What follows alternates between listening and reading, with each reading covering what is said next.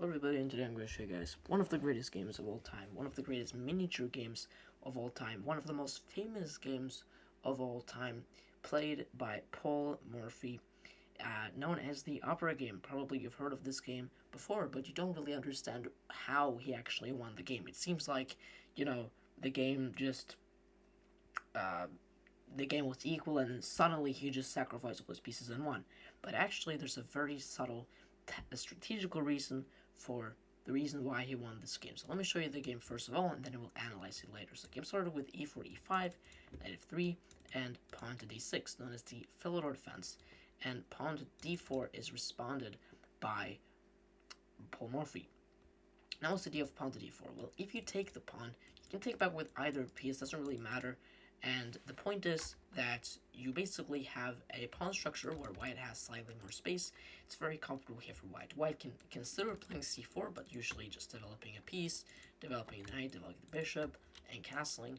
And white very often just has a slight edge because, the queen being here, you can put a rook here, eyeing the queen, you have to lose some tempo. And if you ever move the c pawn, the d pawn will become weak.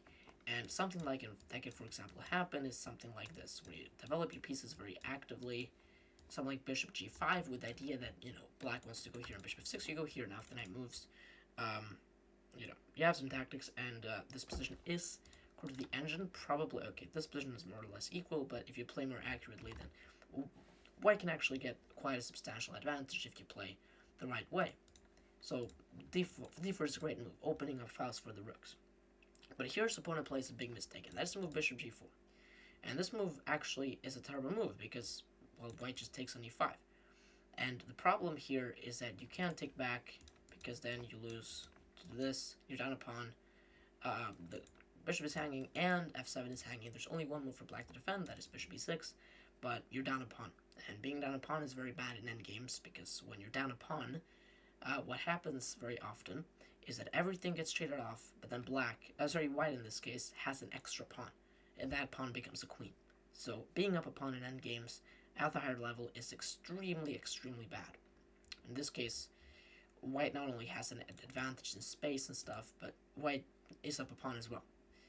So you can't take back, so you have to take the knight first, and then take back.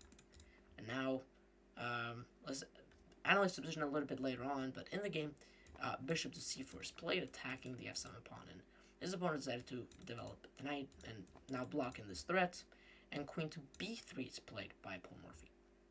The idea of queen b3 is that you're actually threatening checkmate on f7. If black defends this threat by playing b6, then bishop takes f7. If the king moves this way, this is checkmate, and if the king moves this way, this is checkmate. So you have to defend the f7 pawn. This is the priority. So queen to e7 is played by black. Now, what's the idea of this move? Well, it's a little bit of a tricky move because here these two kind of form like a battery, and you want to play bishop to b4 check as black. And the idea is that if you take on b7, white wins a pawn, but the problem here is that after, let's say, the bishop goes back, knight to d2, defending the pawn. The problem is that though white is up a pawn, Paul Morphy actually wants to attack instead of getting into this boring position where he's winning because he's up a pawn. No, he wants to play it with style. I mean, he's playing at an opera, right? So probably you want to win by sacrificing. So knight c3 is played, defending this pawn. Obviously, taking this pawn was not possible here because the f7 pawn, obviously, so queen e7 and knight c3. And now this knight is already trying to leap into d5. That's a big idea there. Knight to d5, bishop to g5, and long castles, for example. And white here has a big advantage. If you look at the engine here, engine already gives a +2 advantage for white because white just has a great position. It's really difficult for black to make much progress because the bishop here is blocked in by the queen. Now c6 is played by the opponent, which I think is a good move. You're blocking this knight and blocking this bishop from going forward, and bishop g5, kind of continuing naturally developing all your pieces, putting all your pieces forward in the attack. Now b5 is played by the opponent, which to his credit is not a bad move if the bishop goes back. The bishop is very active here, and if the bishop goes back, what black wants to do is to move the queen back, block with the bishop, and then castle, and black is completely fine in that position. But the problem with b5 is that it actually allows a sacrifice, which completely opens up that side of the board, which is the queen side. It's queen side because there's a queen there at the start of the game, king there at the start of the game. This is the king side, and this is the queen side, if you guys didn't know that. Anyways, take bishop takes, and now you have to block the check. If you move the king anywhere, then you can just go rook d1 check to the king, and black's king is completely getting hunted. So knight to d7 is played, and now white long castles. And now this is actually a big threat. So if you play some random move, like, I don't know, a red like this one, for example, this is the idea. And now you can't take with a queen, because then you lose material, because you can just take it. And if you take with a knight, you also lose like this. And also there's discovery check threatened. So also the queen's threatened, so that doesn't really work. You have to play rook to d8. And the idea of this move is that now, if you take, I take with the rook. So it seems like, okay, well, how does white continue the attack? Well, because there's a rook on h1. There's a rook on h1. It's not really, playing right now. So what Morphy decided to do is that he takes this and then goes here. And here, the opponent has a completely hopeless position. It seems completely impossible to defend, because now this is a threat. You can't take with a queen, you cannot take with a knight. So his opponent played the only really sensible move, and that is to move queen to e6. The idea of this move is that now if you take the rook, you can take back with the bishop, and you're completely fine. But here Morphy finds one of the most classic combinations of all time. And when you guys are trying to pause the video, try and find the winning move for white. White obviously is winning, even if he probably skips the move. White is like completely winning. These pieces are not even playing. Completely winning here. Let's see what the engine says. So let's say look at this. Even if it's black to play, you're completely winning, because this pin and this attack of the knight is detrimental. So how do you play here? Well, the best move is to take the rook. And you're like, why would you take the rook? They're just going to take up with the knight. Well, now, mate in 2 for white. Queen to b8, knight takes, and rook d8 is checkmate. So a really nice gameplay by Paul Morphy. Now, some of you might think, I'm not able to calculate all this, and that's completely fine. Sometimes these taxes are really difficult. Now, Morphy probably saw that combination like here, but he assumed he was winning, because there's just so much pressure. This guy's pressured a lot, and here, like, the easiest winning move is like queen a4, and there's just too much pressure on this guy. Like, you can just resign. This is probably how the game should have ended. Okay, probably not that move. You can take the knight first, and then take this. Yeah, there's multiple ways to win, as you can see. Queen a4, for some reason, they're not winning, because of bishop c5, and actually black can consolidate a little bit. But still, you're going to be winning some material here. I guess taking castle, which is, I don't know. Anyways, let's analyze this game from a positional standpoint. So let's start with the start of the game. So d6. Okay, all these games are perfect. Controlling the center, but d6 is actually perhaps a slight mistake, because you're blocking the bishop. Usually in chess, what will happen is that, let's say you develop the bishop, and black develops the bishop here. Very normal. And develop the bishop to a nice diagonal, attacking the pawn on f2. But by playing d6, you're blocking that. Now the bishop will never develop to c5. And now d4 is played by white. Now this is actually quite an annoying move. Very annoying move, because if you play something like knight to c6, white can push in the center even more, and white now has great space advantage. Now, there are counter ideas for this for black, because black can go here, which now pressures this pawn, and kind of opens up that side of the board, but also kind of weakens the king in a way. But d4 is like the most principal way to counter the Philidor defense. Now, bishop g4 here is actually a turbo move, and if you look at the engine here, after take, top engine move is actually to sacrifice a pawn, which is really cool to see. Engine actually sacrificing a pawn, but still, well, the engine just says white is simply up a pawn. White is actually just way better here, +1. That means that engine evaluates this as being better for white. But actually taking this and taking it back like this, the engine evaluates this position as being almost +2 after bishop c4, knight develops in queen to b3. Engine evaluates this position as completely winning for white. But why is that the case? Well, let's go back to this position here. Let's turn off the engine and let's try to understand this position. This is the way that you should be analyzing positions, is using imbalances. So, what is the difference between my position and black's position? So first things first, let's start with the back row of pieces. What are the differences? Well, these are the differences. I don't have a knight, and he doesn't have a bishop, right? So I have what I like to call the bishop pair, and as we saw in the game, these two bishops did a lot of work. They did a lot of nice work, right? So these pieces were really nicely used. So having the bishop pair is an advantage in the game, which means that I give this, number one, the bishop pair, that is an advantage to you. Now, what's the second advantage? Well, you have a queen on f3. Black does not have a queen on f6, so that's like the second imbalance. The third imbalance is that it's white to play. So you have a queen on f3, you have the bishop here, and it is white to play. And you have the initiative. That's the fourth one. Because bishop c4 threatens the f7 pawn.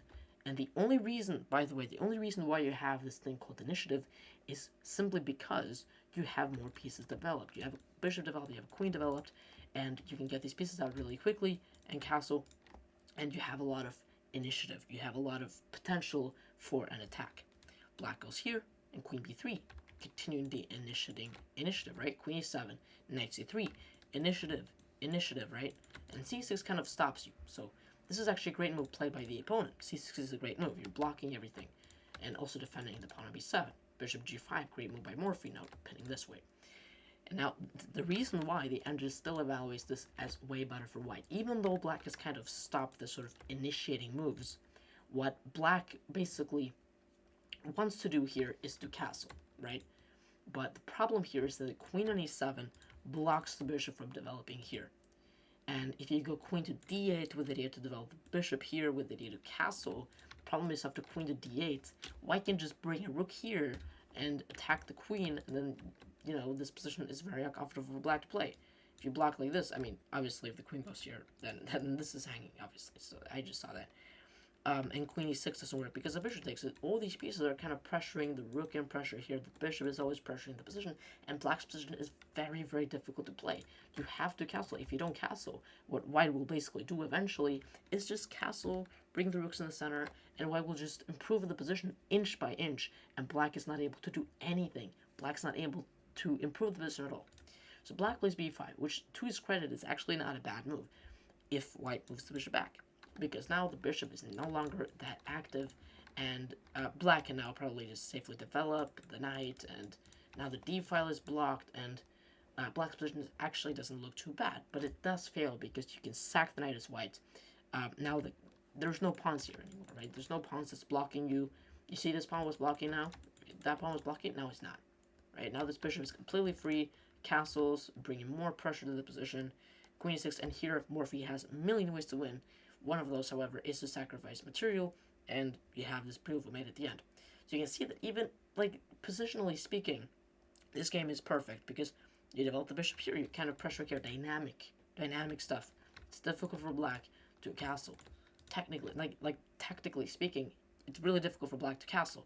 The only real way, I would say, is to go g6, and the idea of going bishop to g7.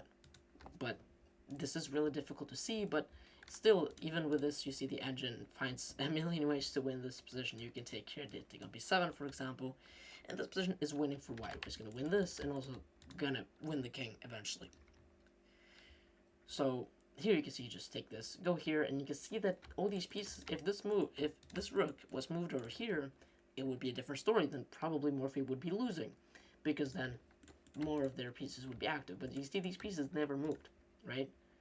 Okay, so in the ending position, we kind of see that most of black's pieces are in the starting position, which is kind of funny. And that is why, if you go back to this position, what black should have done instead, if black didn't want to get destroyed immediately, is to develop the pieces very normally, something like this, and get castled. This is what black should do.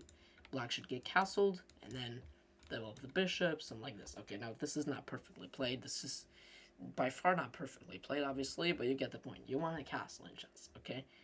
And most openings that sacrifice material are all about preventing the opponent from castling. I'll just show you guys a really dubious example, is this gambit here, where you sacrifice the exchange, really stupid variation. But here you have this really strong bishop that prevents black from castling. So if you go for something like this, developing a knight, the bishop here is preventive of castling. Knight b5, preventing pawn to d6 is very strong, and this king will probably never get castled because of the strong bishop. So you can see how you sacrifice material in order to get strong piece activity, because here black wants to castle, but black can't castle because of the bishop.